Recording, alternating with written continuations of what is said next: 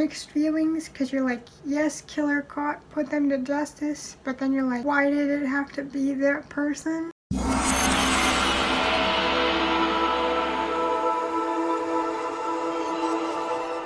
Welcome back to another bookish review, and today we are going to be talking about the final book in the Vampire Academy series, Last Sacrifice by Rachel Mead.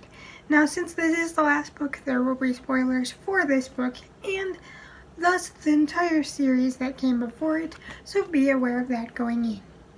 Assuming all of those that don't want spoilers are gone, let's get into my thoughts on this book. This takes off directly after the end of the last book, where Rose is imprisoned for the supposed murder of the Queen, Tatiana. But the Queen had measures put in place to tell Rose about the fact that Liz has a secret sibling somewhere out there, and is Liz's only hope to even get a chance at the throne, because in their society you have to have at least one family member to back you in order to be up for royalty. Now, Liza has no idea about this because Rose was told by the Queen in a note after she passed to keep the secret as close to herself as possible, because if it got out that there was a secret sibling out there for Liza, they would try to eliminate her so that Liza could not get the throne. So we see two different sides of things. We see Rose having been broken out of jail and is now on the run thanks to Dimitri and Liza and Christian and Adrian. So she is now on the run with Dimitri and an alchemist friend of hers that has been mentioned, and they are on a mission to find Liza's lost sibling to help reinstate Liza as a queen, whereas Liza is staying at court and pretending to run for queen in order to distract the court from the fact that Rose is considered a runaway fugitive accused of murder. Liza has no intention of actually being queen. So you have two conflicting yet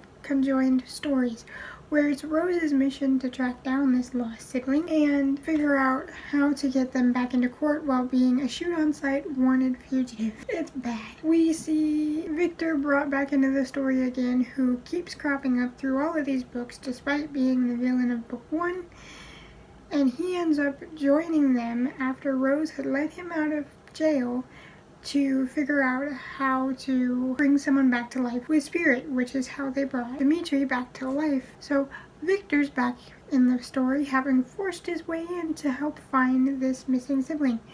And to no one's surprise, he has ulterior motives for helping with that, thinking that if he controlled one of the Dragomir siblings, he controls the Queen herself, supposedly. He always has an interior motive. So Liza is stressed out. She has all these trials that she go through, and she's not even allowed to talk about the trials because she has been compelled through a tattoo that was spelled not to be able to say anything about the trials, so stuff about the trials can't get out, so people can't study ahead of time. Because to be a king or a queen, you have to have these facilities within you already. You shouldn't have to study them. And if it was just as easy as studying, anyone could be queen. So you have that whole balance going on. And it's a very easy balance. I love Rachel's writing because nothing she does in her books seems rushed. It seems like she's had this plan the entire time, and it's very balanced how you see Rose's perspective and then you see Liz's perspective through Rose. I love how she handles it. And honestly, every time a test Liza had to go through came up, I was hooked. I wanted to see, could she get through the survival test? Could she get through this face your fears test?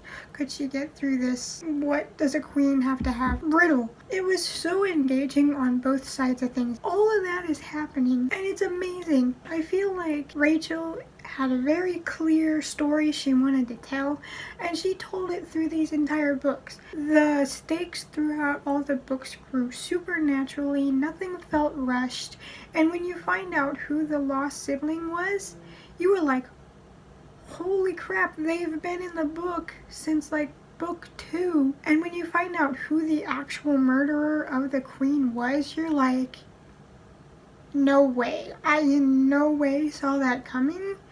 But when you hear the answers and why it was figured out, it's like I should have realized from the beginning. It was a bittersweet feeling because you didn't want them to be the killer, but they were, and you're like, yes, killer brought to justice, but it sucks that it was this person. It's such a good story, and it doesn't feel rushed.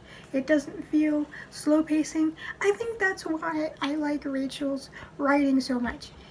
It doesn't feel slow and it doesn't feel rushed. Each page you read, you're like, I want to read more, I want to keep going, I want to keep going. Which that's very hard to balance because either the slow bits where they're just living their lives get way too slow and boring and you lose interest, then all the stuff starts happening at once. That didn't happen in this book or in this series. The story progressed at a nice pace, the characters progressed at a nice pace, the drama never felt drawn out or too much or boring, and stuff worked very well with how we switched from Rhodes' perspective to Rose seeing what was happening to Liza. The killer of the queen was a surprise, and you're left feeling mixed feelings because you're like, yes, killer caught, put them to justice, but then you're like, why did it have to be that person? All in all, she's a great writer, and I might read her other series because I loved her writing style.